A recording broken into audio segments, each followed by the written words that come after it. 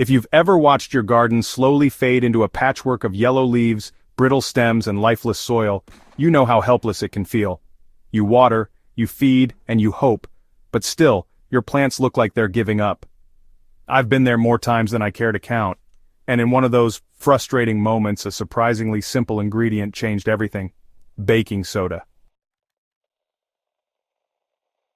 That's right, plain old baking soda, the same kind you keep in your kitchen, became a turning point for my struggling plants. It didn't happen overnight and it wasn't magic, but when used correctly, baking soda can reset your soil environment, prevent plant stress, and even rescue sickly foliage before it's too late. The problem most gardeners face in urban or compact spaces is that soils are quick to go out of balance. Nutrients lock up, pH shifts wildly, microbes disappear. And in containers or raised beds, this happens faster because of the limited soil volume. Plants show the stress in the form of yellowing leaves, drooping growth, and dry patches, even when watering seems consistent. What baking soda does is quietly support the soil's balance. It's mildly alkaline, which helps neutralize overly acidic conditions that often build up over time in potted plants and compacted beds. When your soil is too acidic, key nutrients like nitrogen, calcium, and magnesium become unavailable, no matter how much you apply. That's when yellowing takes over, especially in plants like tomatoes, basil, spinach, and beans. I've seen it happen across crops.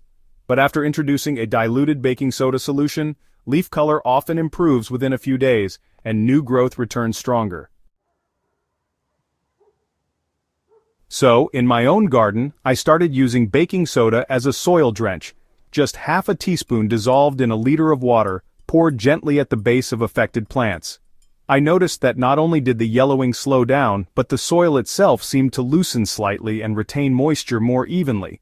That's because baking soda also impacts the microbial environment. It doesn't replace compost or fertilizer, but it creates a friendlier zone for beneficial bacteria and fungi that support root health. When roots are healthier, the whole plant bounces back. One lesser-known benefit of baking soda is its ability to reduce fungal pressure, especially in urban gardens where airflow is limited. I live in a dense area where gardens compete for light and space.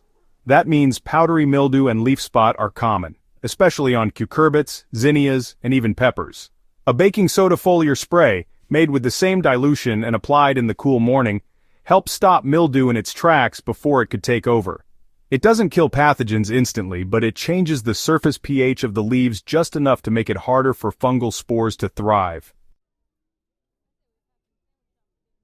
There's a catch, of course. Baking soda needs to be used gently and sparingly.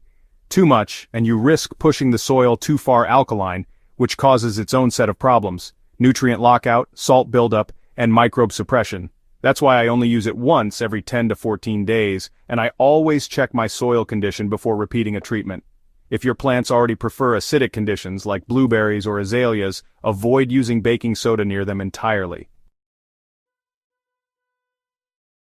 Where I've seen the biggest improvement is in urban raised beds where the soil gets reused season after season. Even with compost and mulch, things eventually go stale. One application of baking soda followed by a light layer of compost gave the soil just the nudge it needed to come alive again. Earthworms started showing up more frequently, water soaked in more evenly, and I saw fewer cases of stunted yellow-leaved growth. Container plants also benefit, especially during long heat spells. The combination of tight root space, inconsistent watering, and acidic buildup makes it easy for stress to pile on. That's when I rely on baking soda as a gentle helper, not a cure-all, but a soil-friendly ally that works quietly and effectively. Paired with compost, worm castings, or compost tea, the results speak for themselves. The beauty of this remedy is that it's cheap, it's available, and it doesn't take a degree in horticulture to apply. It's not a fertilizer, but when your soil is tired, locked up, or just off, baking soda can be the first gentle step toward bringing it back to life.